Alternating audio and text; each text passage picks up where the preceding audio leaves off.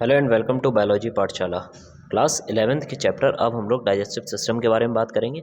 Digestive system में mostly हम लोग क्या क्या चीज़ें देखेंगे। एलिमेंट्री कैनाल क्या होती है, डाइजेस्टिव ग्लैंड क्या होती है, न्यूट्रिएंट क्या होते हैं और डाइजेस्टिव सिस्टम में क्या पूरी फिजियोलॉजी होती है। सबसे पहले हम लोग बात करेंगे न्यूट्रिएंट्स के बारे में। न्यूट्रिएंट्स क्या होते हैं? न्यूट्रिएंट एक ऐसे मटेरियल्स होते हैं जो प्रोवाइड करते हैं, दो चीज़ें हम लोगों को प्रोवाइड करते हैं जो हमारी लाइफ के लिए प्राइमरी रिक्वायरमेंट होती है। सबसे पहला हमारा क्या होता है? ऑर्गेनिक रॉ मटेरियल और एनर्जी।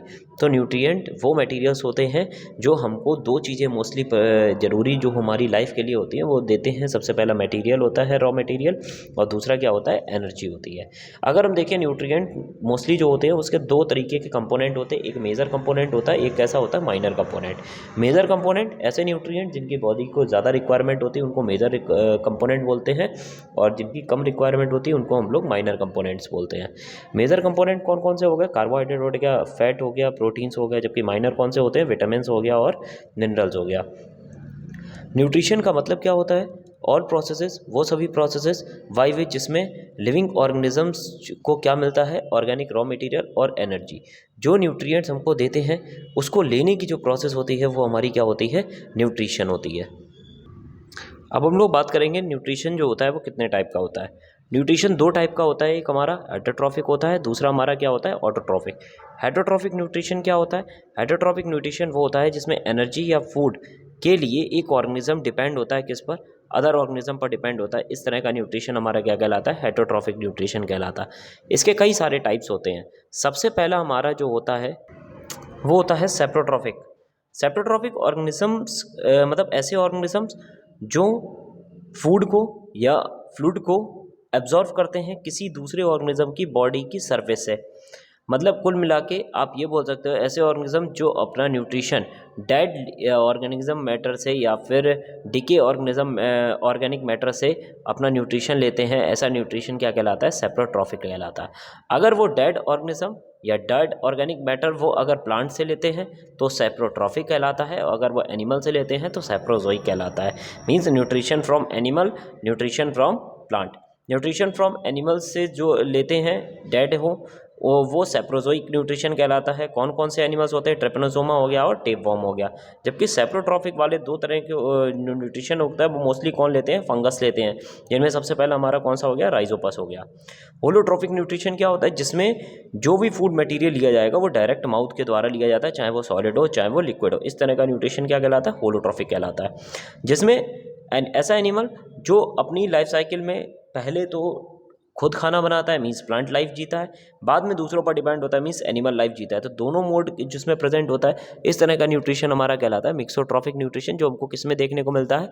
यूग्लिना में देखने को मिलता है।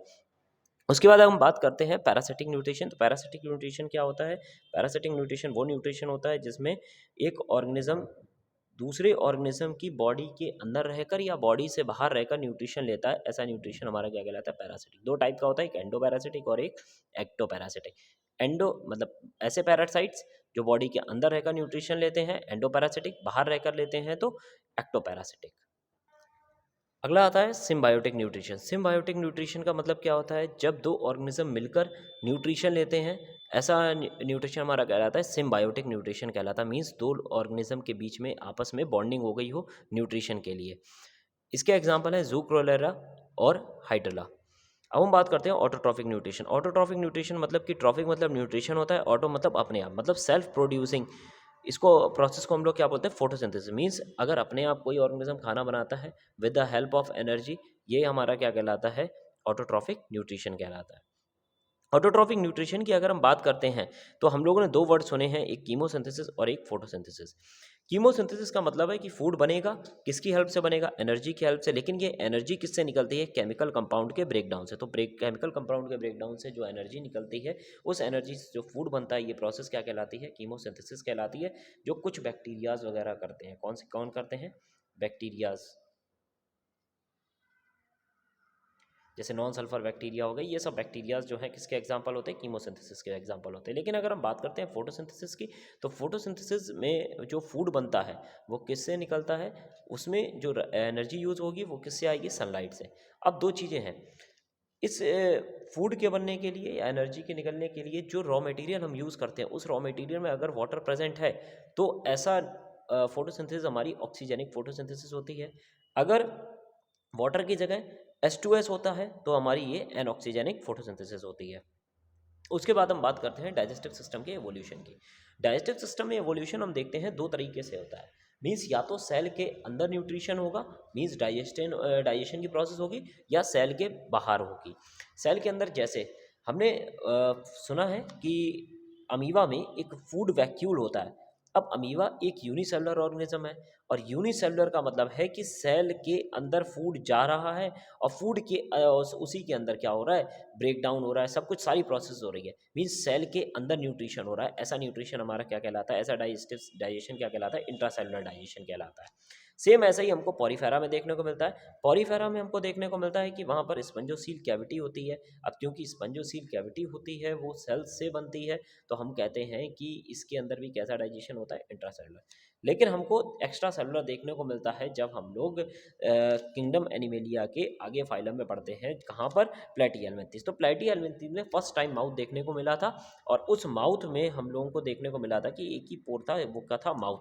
तो ऐसा प्लान कहलाता है, इनकम्प्लीट डाइजेस्टिव सिस्टम कहलाता है, जो हमको किस में देखने को मिला था, प्लेटिहेल्मिन्थीस में। लेकिन कंप्लीट डाइजेस्टिव सिस्टम प्लेटिहेल्मिन्थीस की नेक्स्ट फाइलम से स्टार्ट हो गया था, जो एस्सीहेल्मिन्थीस से स्टार्ट होकर कहाँ तक चला था, कॉर्डेटा तक चला था।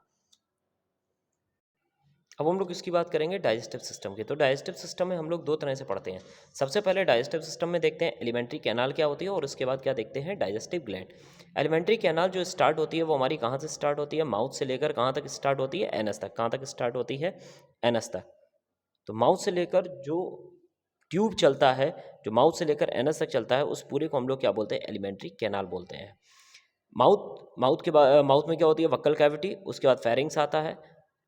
यहाँ पर ये गलत लिखा हुआ है। फेरिंग्स के बाद आता है ईसोफेगस, ईसोफेगस के बाद स्टोमक, स्टोमक के बाद इंटेस्टाइन, और देन क्या आता है, हमारा एनस आता है। उसके बाद में देखा कि इस एलिमेंट्री कैनाल के बीच में कुछ ग्लैंड्स भी प्रेजेंट होती हैं, जैसे सलेवरी ग्लैंड हो गया, गैस्ट्रिक ग्लैंड हो गया, पैनक्रियाज, लिवर, इंटेस्टाइनल ग्लैंड। तो ये सभी जो ग्लैंड होती हैं वो इसी एलिमेंट्री कैनाल के बीच में प्रेजेंट होती हैं, जो अगर हम इन दोनों को मिला दें तो ये दोनों क्या बनाते हैं, हमारा डाइजेस्टिव सिस्टम बनाते हैं। अब हम लोग बात करते हैं summary of digestion. Means digestion को हम लोग एक वे में देखेंगे, पूरा डाइजेशन होता क्या है। सबसे पहले फूड होता है वो कहाँ पहुँचता है, माउथ में। माउथ के बाद कहाँ जाता है, बक्कल कैविटी में। बक्कल कैविटी में उसको चबाया जाता है, मीन्स चूइंग की प्रोसेस होती है। बक्कल कैविटी में क्या मिक्स होता है, सलाइवा, जिसका पीएच कितना होता है, 6.8। और जब सलाइवा फूड के साथ मिक्स हो जाता है तो इसको हम लोग बोलते हैं बोलस। तो पहला पॉइंट हमारा क्या होता है, जब सलाइवा फूड के साथ मिक्स होता है तो उसको क्या बोलते हैं, बोलस बोलते हैं। उसके बाद हम देखते हैं कि जो फूड है वो हमारा उसको हमने क्या बोल दिया यहाँ, बोलस। अब बोलस कहाँ पहुँचा, ईसोफेगस, ईसोफेगस से कहाँ पहुँचा, स्टोमक। स्टोमक के पहुँचने के बाद में बोलस और किसके साथ मिक्स हो जाता है, गैस्ट्रिक जूस के साथ मिक्स हो जाता है, तो उसको हम लोग क्या बोलते हैं, काइम बोलते हैं। क्या बोलते हैं, काइम। ये काइम जो, अब हम लोग फूड को यहाँ पर क्या बोल दिया, काइम। इससे पहले हमने फूड को क्या बोला था, बोलस बोला था। अब काइम कहाँ पहुँचा, ड्यूडेनम में। ड्यूडेनम में काइम के साथ में क्या क्या मिक्स होता है, pancreatic juice, bile juice, intestinal juice. यहाँ पर इनका एक्शन होता है किसके ऊपर, फूड के ऊपर, जिसको हम यहाँ पर काइम बोल रहे हैं। जब इसके मिक्स, ये सारी चीज़ें मिक्स हो जाती हैं तो अपने फूड को अब क्या बोल दिया जाता है, काइल बोला जाता है। काइल मतलब अब यहाँ से डाइजेशन पूरा हो चुका होता है, जो कहाँ से चल रहा होता है, हमारा माउथ से चल रहा होता है और स्मॉल इंटेस्टाइन तक।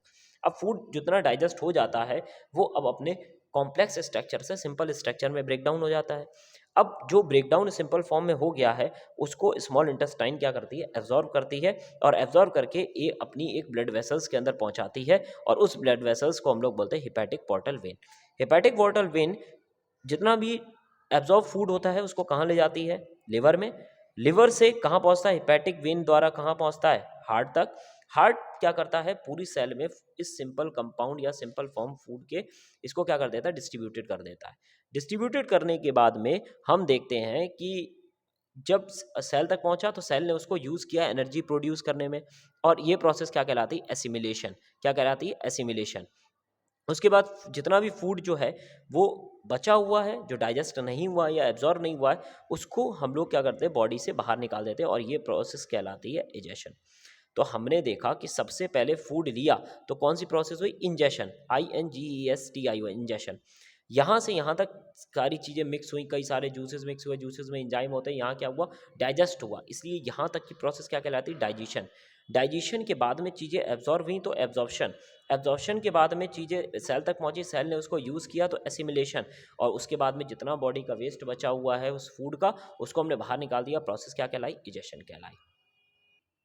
तो हम देखते हैं कि डाइजेशन के स्टेप में 5 प्रोसेसेस होती हैं। सबसे पहले फूड का लेना, इंजेशन, उसके बाद डाइजेशन, एब्जॉर्प्शन, एसिमिलेशन और इजेशन। हम लोग इंजेशन में किसके बारे में पढ़ेंगे, एलिमेंट्री कैनाल, किसके बारे में पढ़ेंगे, एलिमेंट्री कैनाल के स्ट्रक्चर के बारे में पढ़ेंगे कि एलिमेंट्री कैनाल में क्या क्या स्ट्रक्चर होते हैं, कौन कौन से होते हैं। उसके बाद डाइजेस्टिव ग्लैंड देखेंगे, तब हम लोग देखेंगे वहाँ पर कैसा डाइजेशन हो रहा है। फिर क्या देखेंगे, एब्जॉर्प्शन, उसके बाद एसिमिलेशन के डिस्कस करेंगे केवल, और उसके बाद इजेशन की प्रोसेस देखते हैं। अब हम लोग बात करते हैं एलिमेंट्री कैनाल। एलिमेंट्री कैनाल में सबसे पहला स्ट्रक्चर क्या होता है, माउथ। माउथ में क्या होते हैं, 2 मूवेबल लिप्स होते हैं। अब इस मूवेबल लिप्स के पास में एक स्ट्रक्चर और एक छोटी सी खांच होती है जिसको हम लोग बोलते हैं फिल्ट्रम, जो अपर लिप के ऊपर होती है, नोज के नीचे होती है। माउथ ओपन होता है किसमें, बक्कल कैविटी में। बक्कल कैविटी की जो ओपनिंग होती है, जो माउथ की ओपनिंग हम लोग बोलते हैं, ओपनिंग पार्ट होता है, इसको बोलते हैं फोसिस। क्या बोलते हैं, फोसिस बोलते हैं। हमने बक्कल कैविटी में 4 चीज़ें देखेंगे, सॉरी 3 चीज़ें देखेंगे। सबसे पहला देखेंगे पैलेट, उसके बाद देखते हैं टंग, और देन क्या हम लोग देखते हैं, टीथ। तो 3 चीज़ें हम लोग यहाँ पर पढ़ेंगे। सबसे पहला है हमारा पैलेट। पैलेट मतलब क्या होता है, रूफ ऑफ कैविटी। जब हम लोग अपने हाथों से, फिंगर से जब माउथ के अंदर साइड, अपर साइड टच करते हैं तो हम लोग को एक ऐसा दिखाई पड़ता है जैसे रूफ होती है। इस रूफ को हम लोग क्या बोलते हैं, पैलेट बोलते हैं। पैलेट नाक से अलग होती है, मीन्स नेसल कैविटी से अलग होती है, किसके, बक्कल कैविटी को अलग करती है। कौन अलग करता है, तो पैलेट करती है। इसके बाद हम बात करते हैं, इसके 2 पार्ट होते हैं, आगे वाला पैलेट और पीछे वाला, मतलब एंटीरियर पैलेट और पोस्टीरियर पैलेट। एंटीरियर पैलेट जो होता है, जब हम लोग फिंगर से टच करेंगे, वो थोड़ा हार्ड होता है। क्यों होता है, क्योंकि वो बोन से जुड़ा हुआ होता है और उसमें कई सारे गड्ढे पाए जाते हैं, तो उन गड्ढों को हम लोग बोलते हैं पैलेटाइन रोजेस, ठीक है, या रोइज बोलते हैं, पैलेटाइन रोइज बोलते हैं। दूसरा होता है पोस्टीरियर। पोस्टीरियर पार्ट जो होता है वो हमारा पीछे मसल से जुड़ा हुआ होता है, वो थोड़ा सॉफ्ट होता है, इसीलिए उसको बोलते हैं सॉफ्ट पैलेट बोलते हैं। और इसका एक्सटेंशन जो पीछे की तरफ चला जाता है उसको हम लोग बोलते हैं, एक्सटेंशन जो होता है उसको बोलते हैं युवुला, या फिर वेलम पैलेटाइन बोलते हैं। अगर हम बात करें, युवला जो होता है वो एक सॉफ्ट कॉनिकल फ्लैप होता है, मतलब एक मसल्स का एक गुच्छा होता है जो कॉनिकल शेप का होता है, जो हमेशा किस फॉर्म में रहता है, हैंग फॉर्म में रहता है। इसी को हम लोग क्या बोलते हैं, सॉफ्ट। ये किसका पार्ट होता है, सॉफ्ट पैलेट का पार्ट होता है। अब हम लोग बात करते हैं टंग की। टंग के बारे में अगर हम बात करें तो टंग जो होती है वो 2 चीज़ों से मिलकर बनती है, मतलब 2 टाइप के टिश्यूज से मिलती है, एक एपिथेलियल टिश्यूज और दूसरा क्या होता है, मस्कुलर टिश्यूज। एपिथेलियल टिश्यूज और मस्कुलर टिश्यूज के साथ में वहाँ पर कुछ ग्लैंड भी प्रेजेंट होती हैं, इसीलिए ग्लैंड। तो अगर हम टंग को एक वर्ड में बोले तो एपिथेलियो मस्कुलर एंड ग्लैंडुलर ऑर्गन होता है, क्या होता है, टंग होता है। अब हम लोग देखें तो कौन सा एपिथेलियम प्रेजेंट होता है, तो स्ट्रेटिफाइड नॉन क्रेटिनाइज्ड स्क्वेमस एपिथेलियम होता है। कौन सी मसल्स होती है, तो कौन सी मसल्स होती है, स्केलेटन मसल्स होती है। और कौन सी ग्लैंड पाई जाती हैं, तो नोहन्स ग्लैंड पाई जाती है। कौन सी पाई जाती है, नोहन्स ग्लैंड पाई जाती है। ये सबसे इंपॉर्टेंट क्वेश्चन है जो पूछा जाता है। अगर हम बात करें तो टंग जो होता है, इसकी जो फ्लोर होती है, ये बक्कल कैविटी की फ्लोर पर जुड़ा हुआ होता है, कहाँ पर, एंटीरियर साइड पर। और पीछे ये जुड़ा हुआ होता है किससे, हाइयोइड बोन से। तो हमने देखा टंग 2 जगह जुड़ा हुआ होता है, एंटीरियर साइड में किससे जुड़ा होता है, बक्कल कैविटी के फ्लोर से जुड़ा हुआ होता है, जबकि पोस्टीरियर साइड हाइयोइड बोन से जुड़ा हुआ होता है। अगर हम बात करें इसका जो मेन फंक्शन होता है, इसका मेन फंक्शन होता है चबाना, चोइंग होता है, और क्या होता है, डिगलना, स्वॉलोइंग होता है। साथ में टेस्ट देते हैं, और ये क्या करती है, बोलने में भी मदद करती है, मतलब स्पीकिंग के लिए भी। अब हम लोग बात करते हैं, इस टंग में कुछ पैपलीज होते हैं, मतलब कि कुछ छोटी छोटी सेल्स होती हैं। ये जो होती हैं इन्हें हम लोग क्या बोलते हैं, टेस्ट बड बोलते हैं। ये 4 टाइप की होती हैं, वैलेट होता है, फॉलिएट होता है, फिलीफॉर्म और फंजीफॉर्म। हमने देखा ये स्ट्रक्चर है किसका, टंग का। आगे साइड जो पैपलीज होते हैं उनको बोलते हैं फंगीफॉर्म, पीछे जो होते हैं उसको फिलीफॉर्म, इसके बाद फॉलिएट, और उसके बाद वेलवेट। वेलवेट सबसे बड़े होते हैं, इसको सर्कमवेलेट भी बोलते हैं। फंगीफॉर्म जो होते हैं वो सबसे छोटे होते हैं। ह्यूमन के अंदर फॉलिएट जो होते हैं ये एब्सेंट होते हैं। अगर हम बात करते हैं टेस्ट की, तो ये तीत का स्ट्रक्चर दे के रखा हुआ है, जिसमें आगे साइड कोई भी इंसान अपनी टंग से स्वीट टेस्ट लेता है, साइड से सोर टेस्ट होता है, बीच से सॉल्टी टेस्ट होता है, और सबसे पीछे क्या सा होता है, बिटर टेस्ट। बिटर टेस्ट कब आता है? जब मॉर्फिन प्रेजेंट हो। सॉल्टी टेस्ट कब आता है? जब किसी भी कोई भी चीज़ खा रहे हो उसमें क्या प्रेजेंट हो? सोडियम प्रेजेंट हो। सोर कब होता है? जब उसमें हाइड्रोजन आयन प्रेजेंट हो। और स्वीट कब होता है? जब उसमें ऑर्गेनिक मैटर प्रेजेंट होता है। अगर हम बात करते हैं अब टीथ की, टीथ कैसा होता है? एक्टो और मीजोडर्म, मीन्स उसका कुछ पार्ट एक्टोडर्म से बना हुआ होता है, कुछ पार्ट मीजोडर्म से बना हुआ होता है। अगर हम देखें टीथ के दो पार्ट होते हैं, एक विजुअल पार्ट होता है, एक इनविजुअल, मतलब कि जो बाहर से दिखाई पड़ता है आपको, और एक वो जो बाहर से दिखाई नहीं पड़ता है आपको। दिखाई पड़ने वाले तीन पार्ट होते हैं दांत के, इनेमल होता है, डेंटाइन होता है और पल्प होता है। इनेमल सबसे हार्डेस्ट होता है, जो किसका बना हुआ होता है? माइलोप्लास्ट का। डेंटाइन सेकंड हार्डेस्ट बॉडी का मटेरियल होता है, जो किसका बना हुआ होता है? ओडेंटोब्लास्ट सेल्स का। पल्प के अंदर ब्लड वेसल्स वगैरह प्रेजेंट होती है, इसलिए कैसा पार्ट होता है? Living part. रूट जो होती है वो सराउंडेड होती है, किससे सराउंडेड होती है?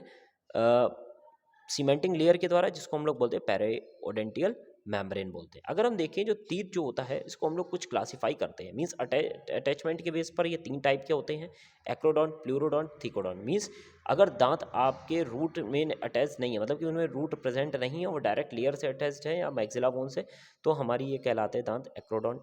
अगर वो जॉ बोन के अंदर है प्रेजेंट तो प्लूरोडोंट। अगर जॉ बोन के खांच में प्रेजेंट है और उस खांच को क्या बोलते हैं? एल्वियोलस, तो ऐसे दांतों को हम लोग बोलते हैं थिकोडोंट। अगर हम साइज के बेस पर देखें तो साइज के बेस पर दो टाइप के होते हैं। अगर सेम साइज है सभी दांतों का तो उनको हम लोग बोलते हैं क्या क्या बोलते हैं? होमोडोंट बोलते हैं, जो हम लोगों को फिशेस, एम्फीबियंस और रेप्टाइल्स में देखने को मिलते हैं। अलग अलग शेप होता है तो किस में देखने को मिलते हैं? मैमल्स में। इंसीजर है, कैनाइन है, प्रीमोलर है और मोलर है। डिहाइसेंस, झड़ने के बेस पर अगर हम दांतों को देखें या टूटने के बेस पर देखें तो ये तीन टाइप के होते हैं, मोनोफायोडोंट, डाईफायोडोंट और पॉलीफायोडोंट। मीन्स लाइफ में एक बार ओरिजिनेट होते हैं फिर कभी नहीं झड़ते। मोनोफायोडोंट जो हमें किस में देखने को मिलता है? मोनोट्रीम्स में। डाईफायोडोंट ह्यूमन में देखने को मिलता है। पॉलीफायोडोंट जो होता है मतलब कि ज़्यादातर वर्टिब्रेट्स में देखने को मिलता है, जिसमें बार बार दांत निकलते रहते, झड़ते रहते, निकलते रहते, झड़ते रहते हैं। डेंटिशन इन मैन, अगर ह्यूमन के डेंटिशन की बात करते हैं, ह्यूमन का डेंटिशन थीकोडोंट होता है। कि हम लोग ने देखा है थीथ जो होते हैं किसमें प्रेजेंट होते हैं? जबड़ों में प्रेजेंट होते हैं। कैसे होते हैं? सबका अलग अलग होता है। इंसीजर अलग साइज होता है, कैनाइन अलग होता है, प्रीमोलर अलग होता है, मोलर। अगर ऊपर से देखें तो एक ही रूट प्रेजेंट होती है। कैनाइन में एक रूट प्रेजेंट होती है, प्रीमोलर में दो रूट प्रेजेंट होती है और मोलर में 3 से 4 रूट प्रेजेंट होती है। प्रीमोलर का काम होता है ग्राइंडिंग का, कैनाइन का काम होता है फ्लैश किसी भी चीज़ को फाड़ने का, और इंसीजर का काम होता है बाइटिंग और च्युइंग का। अगर हम बात करें डेंटिशन की, ह्यूमन के अंदर जो डेंटिशन होता है मोनोफायोडोंट, मीन्स ऐसे दांत जो एक बार ही लाइफ में निकलते हैं। ऐसे ह्यूमन के भी दांत होते हैं। कितने पेयर होते हैं? 12 पेयर। अगर हम बात करें उसके बाद डाइफोडोंट, मतलब कितने दांत होते हैं? 20 दांत होते हैं। ये एक फॉर्मूला लिखा हुआ है। अगर आपसे पूछा जाए कि इन्फेंट के अंदर, इन्फेंट मतलब कि जो छोटे बच्चे होते हैं उनके अंदर जो डेंटिशन होता है वो क्या होता है? तो 2102, ऊपर अपर जॉ का वन साइड और अपर जॉ का लोअर जॉ का वन साइडेड। अगर हम पूरे डेंटिशन की बात करें तो फॉर्मूला होता है 2123 मीन्स आई इंसीजर, ये कैनाइन है, ये प्रीमोलर है और मोलर है। प्रीमोलर हमेशा कैसे होते हैं? मोनोफायोडोंट होते हैं। हमेशा कैसे होते हैं? मोनोफायोडोंट। इस बात को आप अच्छे से ध्यान रखिएगा।